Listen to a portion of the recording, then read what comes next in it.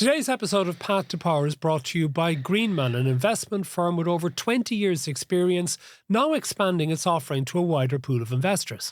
Greenman Open is a European long-term investment fund, ELTIF, that provides access to real estate investment through a regulated and professionally managed fund. Open is designed for long-term stability, and unlike many investment vehicles typically restricted to professional investors, they are available to a wide range of investors with lower minimum investment requirements, making them more accessible than ever. To learn more, visit greenmanopen.com. Before making any investments, it's important to understand the risks. Investments can go up or down, and past performance is not a reliable guide to future results. Greenman Open is a regulated ELTIF, but like all investments, it carries risks. You should always seek advice from a financial professional before investing. Hello and welcome to this, our latest edition of Path to Power. I'm Matt Cooper. And I'm Ivan Yates. Okay, we've lots to get through today. We will be getting to big, important economic issues later in relation to Trump's tariffs, what he's calling Liberation Day, but how damaging it could be for Ireland and the European Union. We're also going to be talking about Micheál Martin's latest visit to the European Union, where they're talking about what to do with Ukraine and defence issues. It seems like it's becoming a weekly trek now for the Taoiseach over to either Brussels or Paris, but we'll get to that and other issues later. But we have to start with all the shenanigans of the week in Dáil over Tuesday and Thursday, and the pending vote of confidence or no confidence in the Ceann Comhairle Verona Murphy. But I'd like to start with Michael Lowry I suppose old enough. I mentioned it on air the other night and then realised that there's a lot of people who wouldn't understand the reference. And I wondered, can you remember the most famous V sign of the 1970s? And it became known for years afterwards as a Harvey Smith. Mm-hmm. Do you remember Harvey Smith? Yeah. The show jumper? Yeah. And I remember it caused absolute outrage at the time from this sort of sport of toffs and this sort of tough-speaking Englishman. I don't know what the circumstances. He was upset with the judgment against him. Yeah. And he threw the V sign and it caused consternation. It was known as a Harvey Smith for years. That's right. Maybe we'll call it a Michael Lowry from now on, won't we? Yes. I don't know whether it was a water jump and a judge had put up a red flag that there was an imprint on the plasticine or whatever, but when he was given 4 faults and after he'd just completed the round, he put up the 2 fingers and it became, because this is a very polite society, that whole equine show jumping thing, Your type of people. Well, even above me, above my pay and social station. But no, yes, indeed. No, I'd start with Lowry. I mean, I thought there was significant movement on the whole Lowry question. One, he should have apologised. You do every. But he did apologise eventually. No, didn't he didn't. He said, if you took offence, I regret it. That's what he said. But not quite. I think the word. And he also said it wasn't a 2-fingered sign, but it was. Which it was absolutely. We all saw it. So no, and I think that Micheál shifted his ground quite. Said he should apologise, and after that he issued a mealy-mouthed statement. Truth is, Lowry's 72, won't be standing for the Dáil again. He's only still there because there's no succession plan for his son. He doesn't feel he'll get elected in Tipperary North. But the truth of it is, Kenny Grealish, the centre of power, has shifted within the regional independent group, and he is now almost an ostracised figure in government circles. In private. Isn't that incredible? There's a few things in relation to that. This is a man who, of course, described in the report of the Moriarty Tribunal of cease to remind us of that. Of acting in behaviour profoundly corrupt to a degree little short of breathtaking. That's just a summary. I mean, he was absolutely excoriated in the findings of the Moriarty Tribunal in relationship to his behaviour towards Ben Dunn in particular, but also in relation to all the money he received from Dennis O'Brien. So let's say that can never be forgotten. But also, it is an opposition narrative to say this whole speaking row is about Lowry. It's not. It's much deeper and wider than that. And we'll get to that. But it is. I'm fascinated by how you say that Lowry has gone. Is going gone so quickly, because only a few months ago the conversations we were having and everyone was having was about Michael Lowry as a kingmaker, about how powerful he was and how quickly that power is ebbed away from him. Yeah, no, the situation is The first rule of politics is learn to count. The second rule of politics is to have a couple of bodies between you and the door, and the contamination from Lowry is such for FFG that they are in the process of ostracising him. Okay, but then why has Micheál Martin, who once called for him to resign his seat after the Moriarty Tribunal, still standing by him so much?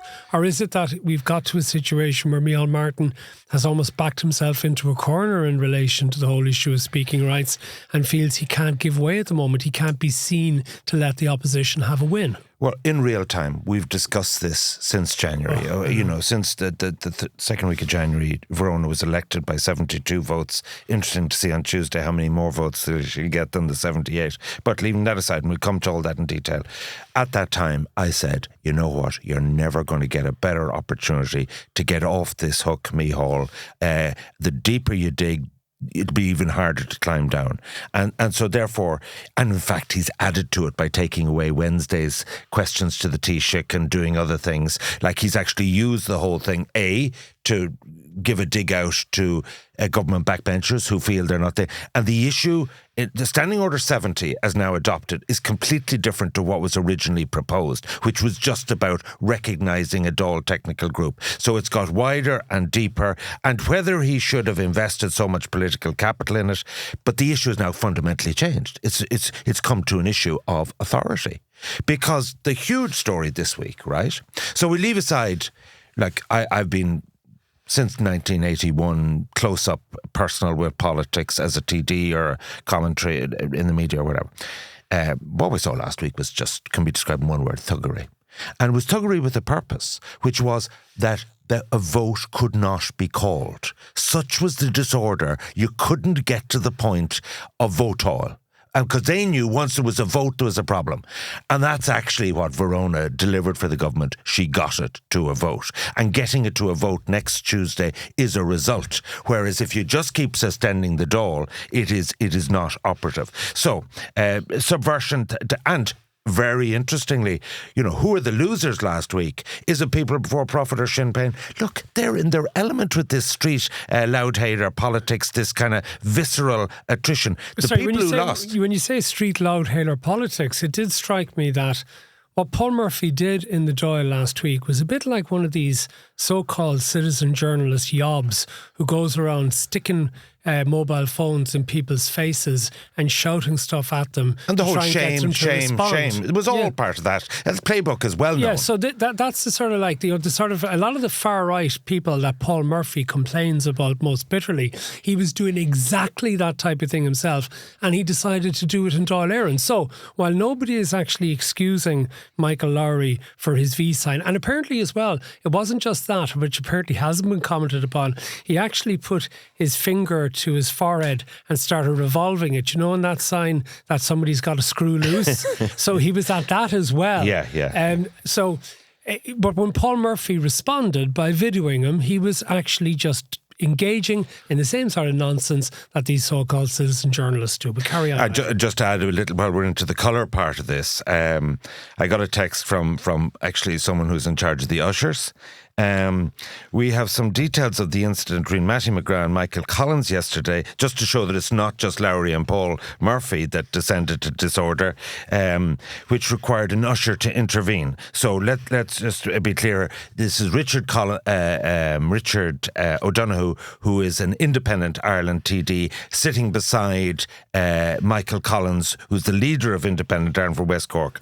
Apparently, the row erupted when Mattie McGrath told the Cork TD to his face, 2 feet away, he was the second traitor named Michael Collins to come from West Cork. So that's the level of parliamentary debate we're now at. It's funny because I actually have a report from the Corkman newspaper in relation to this. And Michael Collins gave the Corkman his explanation of what had happened, right? And he didn't mention that bit, funnily enough, as it happens. But what he did say was, and I'm going to read this because I laughed when I read this. It said, Mattie decided to come down in front of us. There was plenty other exits on the way out, and he shouted something back at us. I'm not sure exactly what he said, but it was something along the lines of, shut up, or get along or something along those lines. Something more specific than that. I think so. And I suspect there were 4 letter words that weren't shut. And another one, and then Verdi Collins said, I told him to get the hell back up to Lowry. I said, you're long enough giving out about him, and now you're in bed with him, so get back up to him and clear off.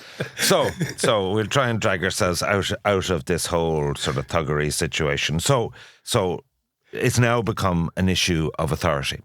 Now, I could not believe, and I'll name, I've been very critical over the election, how the media kind of missed the crucial national issues of infrastructure delivery, and let's be clear, and we will. So you do know that about 3 minutes ago you admitted to being part of the media. No, you said since 1981 I've been involved in politics, and now in the media. Well, sorry, you actually, not as a journalist. It's not a Freudian slip. Not as a journalist. Okay.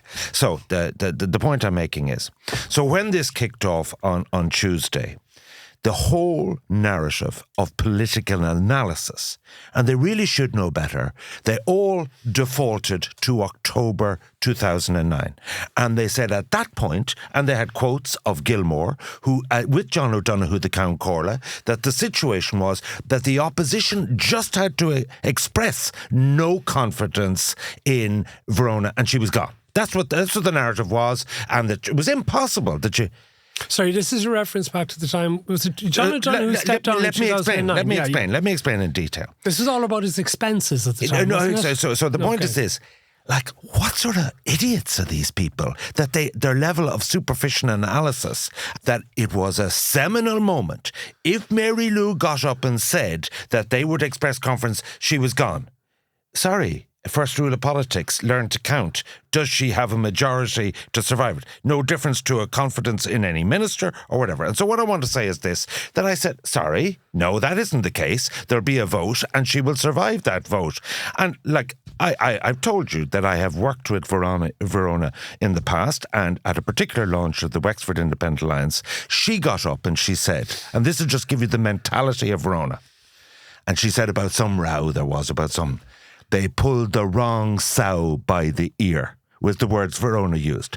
She is as tough and as resilient as anyone I've ever met in Irish politics. And the notion that she would have a problem with not facing down emotion. So the situation here is this, that in 2009, what happened was, I think it was Ken Fox had an FOI drip feed. I think it was in the Sunday Tribune, but it could have been in the Indo Group. I think it was. It was after my time, long after my time in the Tribune. But if I remember rightly, it was all about expenses for things like chauffeured cars between terminals at Heathrow Airport when John O'Donoghue had been away in business and his wife was with him, but when he got off one aircraft and moved to another aircraft to come home to Dublin. Yeah. And then there were other things in relation So this was a drip feed over 3 months of 6-star hotels, €900 a night, an entourage that would befit any Saudi prince. And the truth of it was that Gormley, who was then the leader of the Green Party, in government with Brian Cowan, went to him when the Dáil came back and said, now, just want to be clear, if there's a vote of no confidence in John O'Donoghue, and the crash was starting to bite in September 2009, we won't be voting confidence in him, just so that you know. This percolated back so that when Eamon got up, Eamon Gilmore, leader of the Labour Party and said, I have no confidence, he didn't have the numbers. And so it was a completely different... And the vote actually wasn't held. O'Donoghue went... No, he resigned. I know, because he can count. And so therefore the point is this, to extrapolate from the precedent of... And I actually watched programmes where people say, well, of course, and you know, that she'll have to go if Mary... No, she doesn't. And subsequent events proved that all that analysis was completely wrong, because they threw the kitchen sink at her on Wednesday and Thursday in terms of every type of abuse and every type of manipulation, to which she calmly issued a one-page statement setting out, plus the report from Peter Finnegan, the clerk of the Dáil. It was a polite V-sign she gave her. No, it wasn't a V-sign. It was actually a statement of order and precedent. It quoted 7 different standing orders. It was quite legal in her approach, but she basically, what was the perhaps one or two fingers was she wasn't stepping down. She wasn't considering a position. And then the government since have said that they will table a vote of confidence in her, and I think she'll get about 94 votes. She will, right? And I don't think there's any threat to her position by way of this vote. But isn't the issue that the Ceann Comhairle is not a minister? The Ceann Comhairle is not part of government. The Ceann Comhairle's role is to be an independent chair who is fair to all sides. And the problem is now, maybe it's arisen as a result of political posturing by the parties in opposition. But how can she have authority, which is the word that you've been using, in her position if you have 5 political parties in the opposition who've all expressed no confidence in her? Will they, once they lose the vote, say, oh, well, that's grand, so that's fine, look, should we just get on with it? No, they won't say that. No. First of all, we have discussed what were their options other than treating the meat in the sandwich as the problem. They actually went for low-hanging fruit. Well, we'll get rid of Verona. We'll have one head on our plate first for all this political capital the opposition have invested in. Big mistake, because they're going to end up with nothing. And they're faced with the previous realities were, you walk out of the Dáil and say you can have it and keep it and it won't function.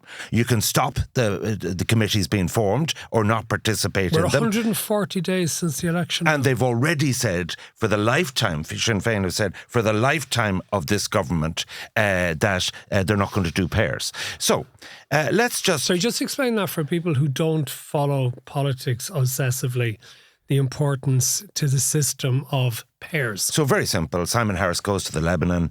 He has to conduct those business. He's meeting the UNIFIL troops and he's not there for a Dáil vote.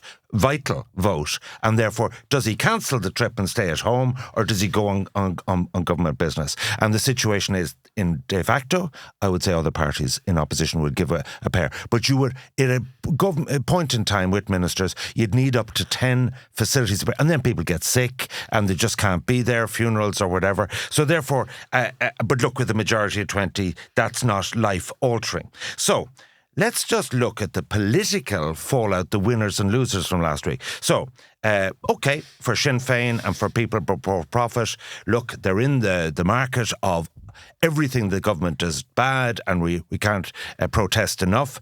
That's grand. You think it's win-win-win? It's attack.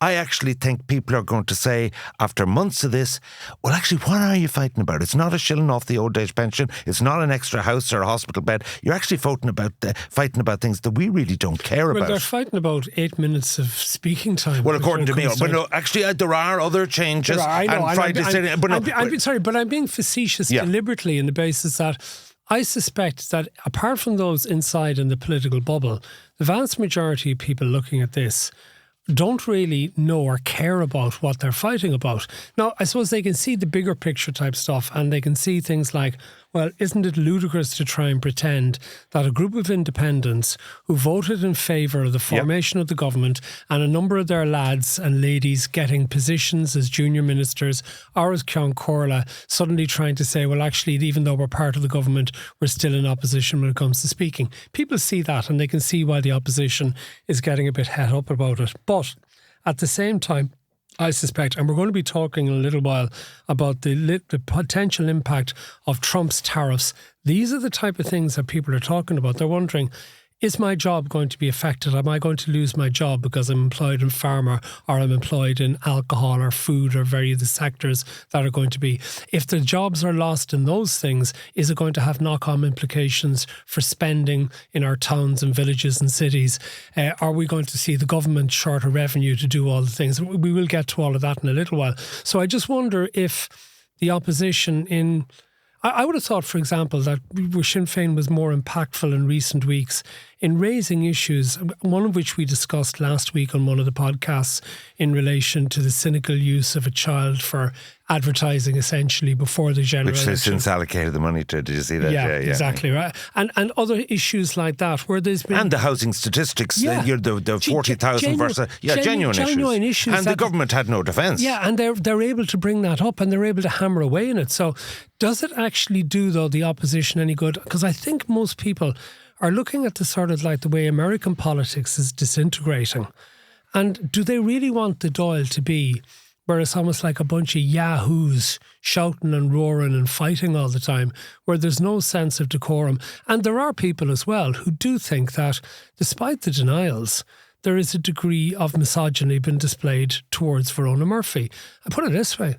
If Sinn Féin held the position of Ceann Comhairle and they put one of their women into that position, can you imagine what they'd be saying if that woman was been treated in the way Verona Murphy's been treated? My own take on that, it's like you get a sixth year class, right? And they're kind of boorish enough and adult enough, and a student teacher comes in to fill in. You know what I mean? They absolutely push everything to the limit of indiscipline. But there was a little bit of method in their madness, which was they upped the ante and went over the edge when it came close to calling a vote. They did not want a vote to take place. And that's actually what happened, because such confusion about what they were voting for and against, that actually that has become part of the row now. But I want to make... Because there was a report done by the clerk of the Dáil, and now Sinn Féin are taking issue with that. That's right. But again, I just wonder how many people outside of the bubble are actually going to care or worry about that. So what's the political fallout of this? The issue started off about being about stand. It's now about, can the Dáil function?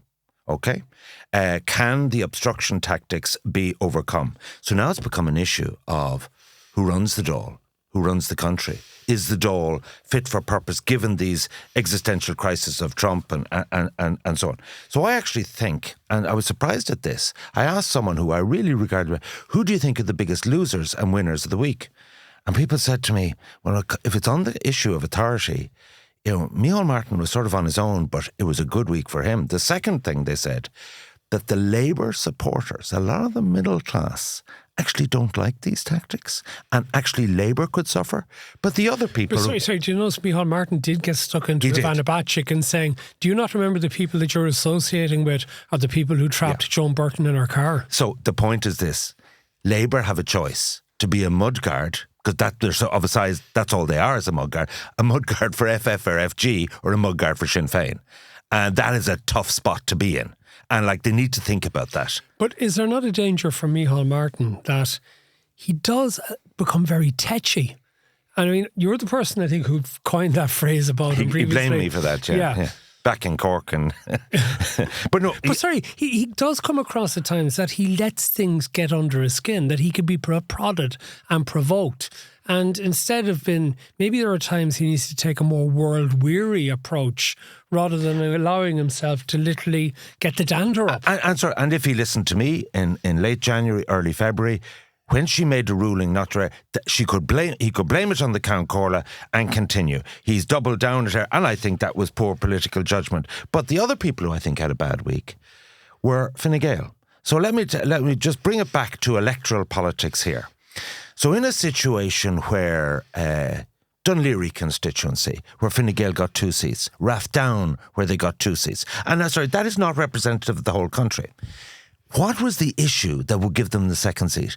And the situation is there's a competition between Fine Gael and Fianna Fáil who is the most put it up to Sinn Féin. You know what I mean? The thing, and you never had much regard for the institutions of the state, that kind of stuff, right? And that's just a branding thing. Fine Gael were invisible last week. Now, maybe it's because Harris away, but there wasn't. Can you think of one comment from Fine Gael that was in this stakes of putting it up to Sinn Féin? They were AWOL. And that's a bad look for people who have got a lot of votes and seats on the basis of we're the most anti-Sinn Féin. We'll put it up to Sinn Féin in the political spectrum. I think maybe Simon Harris, as the Minister with responsibility for trade as part of foreign affairs, had other things to worry about. So when we come back after the break, I want to focus on economic issues, Trump's threats of tariffs and what that could all mean for us. That's coming up after this break. This episode of Path to Power is brought to you by Greenman, an Irish investment management firm. Greenman Open focuses on investing in grocery-anchored retail real estate, designed to generate stable, long-term income. The fund is managed in Ireland. Learn more at greenmanopen.com. Before making any investment, it's important to understand the risks. Investments can go up or down. A past performance is not a reliable guide to future results. Greenman Open is a regulated ELTIF, but like all investments, it carries risks. You should always seek advice from a financial professional before investing. Welcome back to the second part of Path to Power. I'm going to start with something a little bit different, something that we're introducing today into the podcast. We'll see how it works, but we're going to bring in little bits of audio of other voices to start the conversations. So let's start with Donald Trump. There was a brief mention he made, and one of his, at this stage, as we've said before on this podcast, he's engaged in a lengthy reality TV show approach to being available to the media every day, getting himself in front of camera, getting the headlines, and then also using his Truth Social app as well for making inflammatory statements. But let's just hear something that he had to say about the pharmaceutical sector's importance to America, but particularly what he had to say about Ireland. We're going to be doing tariffs on pharmaceuticals in order to bring our pharmaceutical industry back. We don't make anything here in terms of drugs, medical drugs, different types of drugs that you need, medicines. It's in other countries, largely made in China, a lot of it made in Ireland. Ireland was very smart. We love Ireland. But we're going to have that. Yeah, Ireland was very smart. We love Ireland. That's not particularly reassuring, Ivan, is it? It's almost like a grudging admiration for the way that for decades now we have provided the Americans with an opportunity to build outside of Ireland manufacturing facilities, but he wants it back. There's a couple of things in relation to that, though. I think it's about 40% of all the pharmaceuticals and medicines made in Ireland which go back to the United States. There still is a significant business, 60% in Europe and Asia and elsewhere. They need their Irish operations to actually reach these overseas markets. But yes, it's true, 40% goes back to the United States. So what happens is, how quickly can extra manufacturing facilities be put in place in the United States? And even if they were to put the facilities in place, who would staff them? Because there does seem to be a significant shortage of suitably trained labour who would actually be in these pharmaceutical plants in the United States. Maybe that's a protection, but could it be that logic does not actually appeal to Donald Trump, that you can't actually say these things to him, and that we're bunched, basically, when it comes to this? We are, from the 2nd of April, his so-called Liberation Day, potentially facing a massive economic hit. Yeah, and so the spectrum of this is really quite significant. So my understanding is next Wednesday, the 2nd of April, he's going to have a huge reality TV show, which is called Liberation Day, where he's going to go long and wide and deep into tariffs. And so just to... And I always, in every dispute, I try and put myself in the other person's point of view. And if you actually look at the expenditure of US citizens on pharma and meds and see how threadbare their domestic manufacturing and supply system of that is, he has a point. Similarly, with cars, the US imported 8 million cars and light trucks worth about $250 billion. Again, Mexico, Japan, South Korea in the frame there. And South Korea, Hyundai, have announced a $5 billion investment, the next wave of investment in the US. So, and it's actually going to be a big problem to him because he's going to put tariffs on car parts, even those that are assembled in the US. Even the Teslas that are assembled in the US. Exactly. They're going to go up in price. So who knows how it will say he goes out. So there's no more pausing, we'll say, and we get into retaliation. So this is going to add to US inflation. It'll probably precipitate a recession in the US. So will it all backfire on him is a possibility because all he cares about is that. Well, sorry, because it actually, the thing is, for all of the concerns he has about we're not getting medicines made in America, tariffs only make those medicines and pharmaceutical products more expensive in America, which is actually counterintuitive. Until they're reshored. Until they're reshored. But the problem is that'll take 5 years. Exactly, how difficult it is to reshore. And, in politics, is he willing to take the hit over that time when people get more and more angry that they can't get their meds at a price they can afford, particularly when at the same time Musk is trying to is trying to really get stuck into Medicare. So you actually have, and that's going to hit. He may not achieve his objectives. That hits an awful lot of the MAGA base as well. The very people who voted for Trump didn't vote for him on the basis that he would remove their Medicare and they wouldn't be able to get their medicines. And some of his big donors have contributed to this. So, but let's go back to the Irish perspective. So there's been 2 major macro reports on the impact of Trump's tariffs, right? The first is by the ESRI, who said that it would be 18 billion in lost trade. Pascal Donoghue said it'll cost between 50 and 80,000 jobs. And sorry, can I just read you what Dan O'Brien said as well? He said, April 2nd is shaping up to be the worst day in Irish economic history since September 29, 2008 and December 2010 when the bailout happened.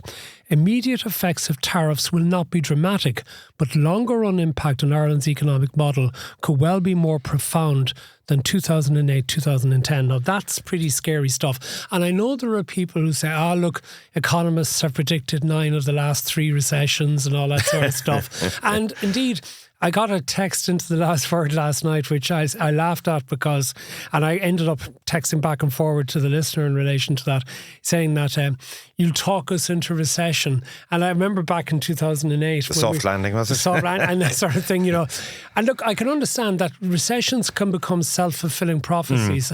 But I think it is true to say that it's not a question of talking ourselves into recession. There was a very interesting interview with Danny McCoy of IBEC and the Irish Independent as well on Thursday about how investment decisions in Ireland have all stalled. In fact, they're stalling globally. Everybody is sort of afraid to do anything. When you don't know what is actually going to happen, you don't do anything in case you put your money at risk. And this is actually, I think, is inevitably sending economies globally backwards. There's no other way. Actually, before you get into those 2 reports you want to in detail... Well, just the top line figures. Well, there's another bit of audio I want to play to you as well. Okay. Howard Lutnick. Remember we've mentioned Howard Lutnick? He's the guy who owns Cantor Fitzgerald. Cantor Fitzgerald, which actually has an Irish operation, as it happens. Cantor Fitzgerald, which was fined by the Central Bank of Ireland over €450,000 recently because it hadn't reported suspicious trading. Well, they're the 3rd largest stockbroker in the country. They are, but I mean, you'd think that he would have some respect for Ireland, given that he's making profit out of Ireland himself, but maybe he's a bit sore that the Central Bank of Ireland decided to fine and censure. But anyway, let's hear a little bit of what he said on the All In podcast last week. We're going to try to fix a whole bunch of these tax scams. Ireland is my favorite. The country of Ireland last year had a $60 billion budget surplus. So we lose $2 trillion and they make 60. You'd say, Ireland? What do they do? Oh, they have all of our IP for our great tech. All the tech companies. All our great tech companies and great pharma companies. And pharma, yeah. They all put it there because it's low tax. Yeah. And they don't pay us. They pay them. So that's got to end. So when those things end, tariffs, Trump card, getting rid of tax scams to get fair tax. That's my trillion. Okay, I think that's really significant for a way that perhaps has not been focused upon. Everyone's talking about the tariffs, and we'll get to the tariffs, and there's a good reason. But he's focusing there on the tax. Now, he has his figures wrong. He had his surplus figures wrong. He was doing this deliberate exaggeration, sort of fake news bullshit that these guys come out with while they're attacking so-called fake news. So he completely exaggerates the size of our government surplus. But we do have one. But he actually... No, he conflated the export figures with the fiscal figures, But what he did was he focused on intellectual property. And my understanding is that's what's got lots of companies really worried. And that's what's got the Department of Finance worried, because it's these placing the intellectual property in the subsidiaries of the foreign multinationals in Ireland has allowed them to reduce their tax payments back on their... But it means we've collected the tax as well at a lower rate, but we have had the corporation tax windfall. And whatever about exports and trade... If that intellectual property location is under threat, then our tax revenues are under threat. So the central bank and the ESRI, who have the best paid brains to do this, have said it'll cost us somewhere between 3 to 4% of GDP growth over a 5-year period. In other words, whatever else hits the economy, the tariffs alone will have an effect on this. Now, a couple of things. First of all, on the tax side, the history of this is very simple. Our corporation tax receipts really ballooned after 2014, which was when the OECD BEPS provision came in, which is the simplest way of saying that the world put in place a system that agreed on a 15% tax rate. Yes, so BEPS being base erosion profit share. Exactly. So the situation is Bermuda housed all this intellectual property. So it had to find a kind of first world home. And they came to Ireland. The double Irish. Yes, exactly. And it came to Ireland. Now, the threat to that, leaving aside tariffs, is that he reduced the corporation tax from 21 to 18. I'm told he won't get it through Congress in terms of budget to reduce it to 15. And he's gone strangely quiet on that election promise, simply because of not being able to afford it. In other words, things like getting rid of tax on tips is a lot more populist than reducing corporate tax. And so therefore, we have a situation that the current budget deficit, which is part of what's driving his tariffs, is how am I going to fund the country? It's got a debt of $36 trillion. It's got a annual budget deficit of 6% of GDP, all of which is totally unsustainable, yet the dollar remains strong. So he's hoping that the revenue from tariffs will square his fiscal problem and that the trade will create a manufacturing base again. But there's one other thing that I think hasn't been highlighted. I interviewed yesterday Martin Hayden, because there's been quite a lot of EU activity. So our default position is it's not Ireland alone, it's an EU response. So they have come up with 26 billion of US imports that they're going to apply reciprocal taxes to in relation to the response to steel and aluminium and to cars. And one of the real threats is that we've never spoken about is Irish food and drinks industry. Sorry, we have spoken about the drinks. We spoke about the whiskey. I told you, I would fear that the Irish whiskey industry could essentially be wiped out. And Baileys and gin and so on. That has been discussed. What hasn't been discussed is for our dairy exports, the second biggest customer after the UK is the US, equivalent of 2 billion euros of butter. Arnoa is massive in it is America, butter. Is butter. So obviously we are facing not only the FDI threat, but we're also facing the indigenous sector. And you can add into that actually, and it hasn't got much publicity, the Commission have gone off, and it's in the Commission's competence to agree to the Mercosur agreement, which will mean that Brazilian and Argentinian beef, 99,000 tonnes of it, would get in on virtually no tariffs to Europe. So it's not that Irish beef consumed in Ireland, it would be in Paris, that Irish beef that's sold there would be displaced. And the threat there is about 50 million worth of business, which is not in the overall the end of the world. But what I'm trying to say is this, that there is no doubt, this shaping up of threat to FDI, threat to the macroeconomy, threat to our exports, is the most serious. Dan O'Brien is right, is the most serious that we've faced, if it happens. Yeah, see, this disruption thing is interesting as well, because you start looking for sort of preferential responses, and this is where we're sort of caught up in the EU thing as well. So, for example, on the original tariff threats to the EU, the response of the EU was to bring bourbon in. And do what they did before in 2018. Yeah, so bring in bourbon, and then the response of the Americans is to target Irish whiskey. So Irish whiskey gets hit with a threat of a 200% tariff, right? Yeah. It doesn't matter, even if the tariff is 50%, God, even if it's 20%, it'll price that's exceptionally down. Yeah. Particularly if the Brits are able to keep Scotch exempt. But you see, the problem at the moment is nobody is managing to be exempt, because the British, I think, are suddenly, they still have a significant motor industry. Yeah. And the cars and thing steel is really important for them. Yeah. So they're not getting exempted. So Trump says nice things about Ireland. He says nice things about Britain. He still wants his state visit to Britain to get the royal treatment. But that won't stop Britain escaping from the things. So we're caught up in that situation as well. And then you get I saw, for example, the Irish Pharmaceutical Healthcare Association, its chief executive, Oliver O'Connor, has also said, we shouldn't be retaliating in relation to any tariffs that might be put on in relation to healthcare and stuff. But I suppose the EU is going to look at it. You can't just bend over. You can't just literally take this. You can't just allow yourself to be bullied, which means I want to play another little bit of audio and see what you think of this. This is the Canadian Prime Minister, Mark Carney. And of course, he's gone for an election straight away, 28th of April. To be honest, he had to. Okay. He had to, because he's not actually a member of Parliament. That's ballsy, yeah. Well, I think this just shows you this remarkable situation Canada finds itself in. And he gave a press conference on Thursday, and I was really taken by this, that we'll just have a listen to this now. The old relationship we had with the United States, based on deepening integration of our economies and tight security and military cooperation, is over. What exactly the United States does next is unclear. But what is clear is that we, as Canadians, have agency. We have power. We are masters in our own home. Nous sommes maîtres chez nous. We can control our destiny.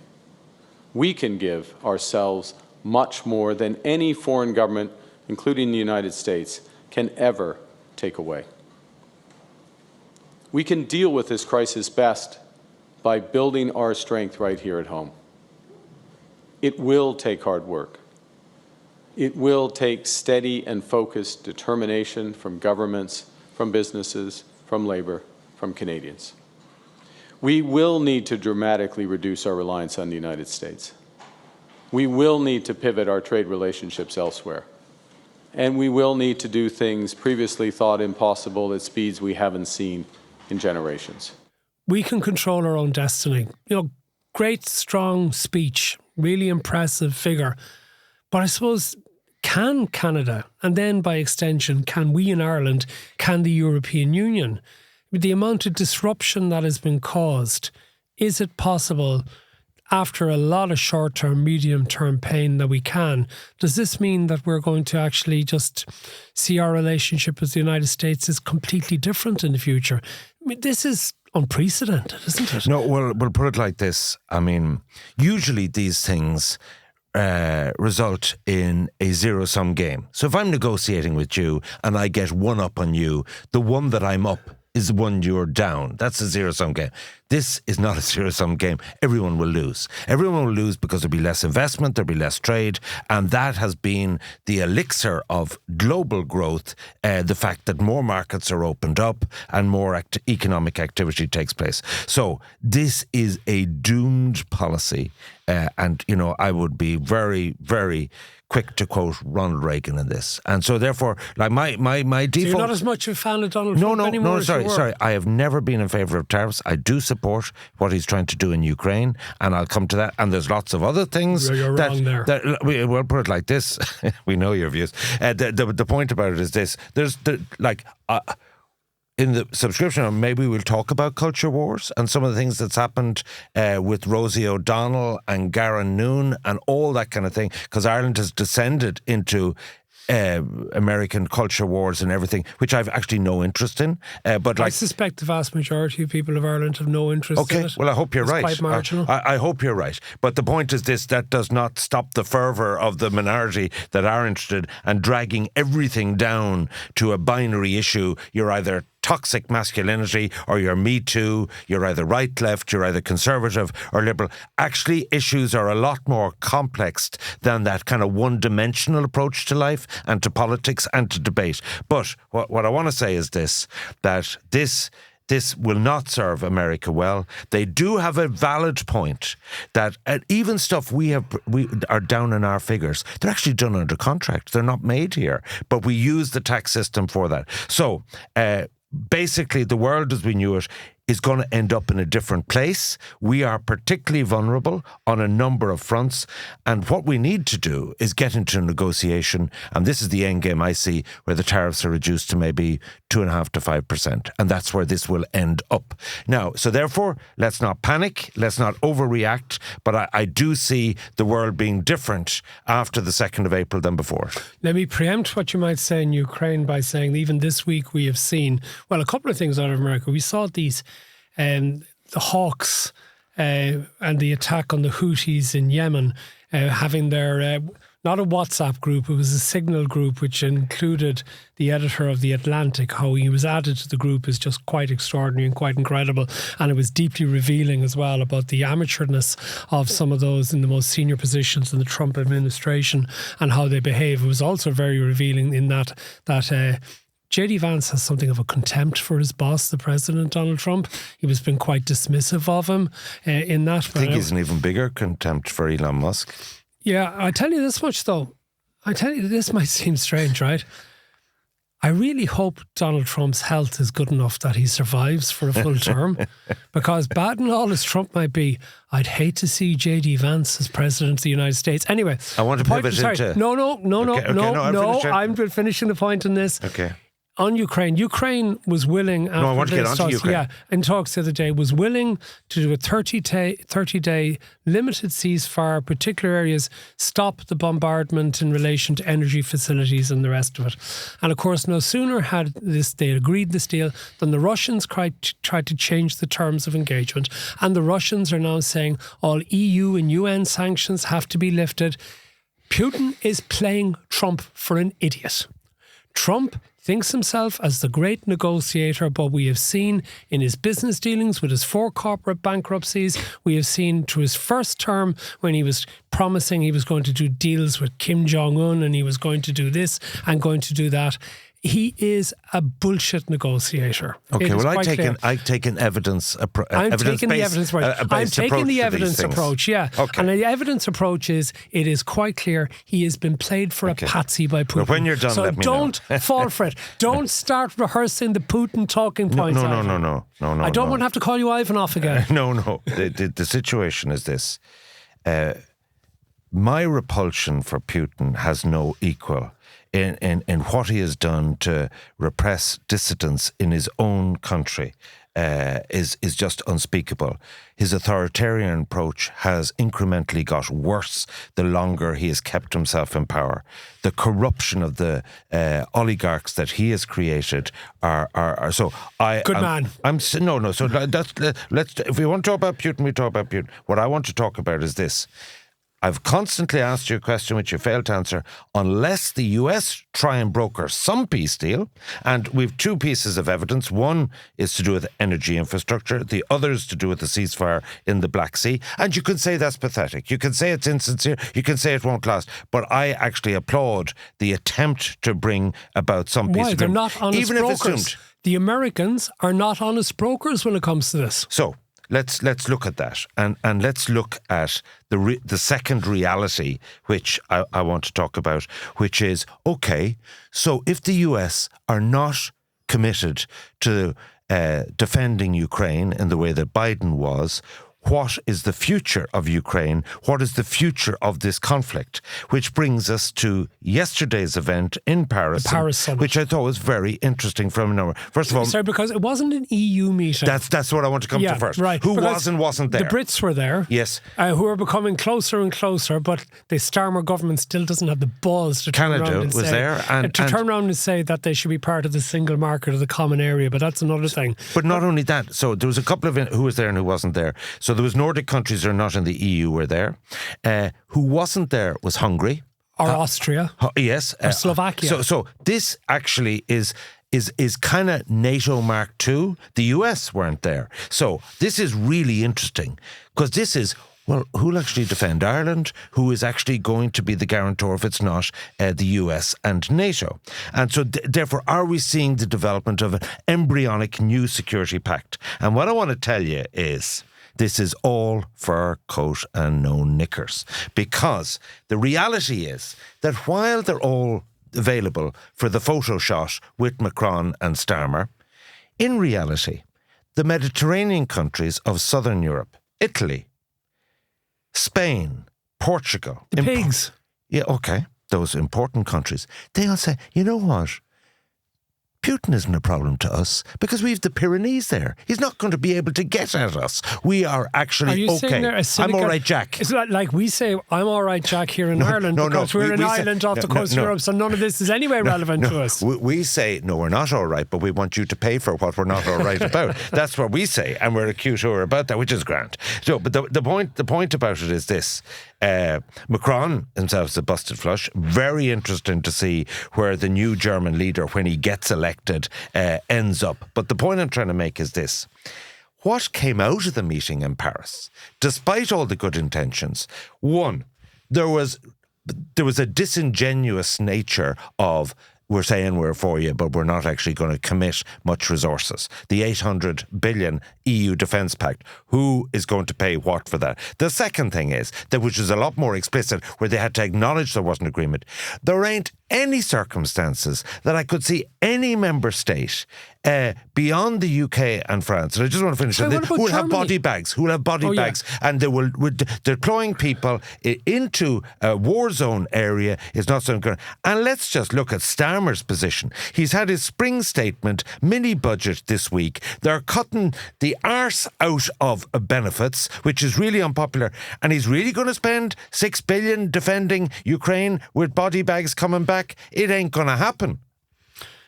Okay, there's one other thing. Do you get my point? That this is just a false illusion that Europe are actually ready to defend Ukraine. They're not. But look at what Germany is doing now. Germany has decided to essentially reverse all of its economic positions of the last couple of decades, and has decided that suddenly it's going to invest in defence and is going to invest in infrastructure and is going to borrow the money to do so, which could have very positive. But I think there actually is a realisation. I mean, going back to those signal messages involving J.D. Vance and Mark Hexeth and Marco Rubio and the others, what became clear was this absolute contempt for Europe.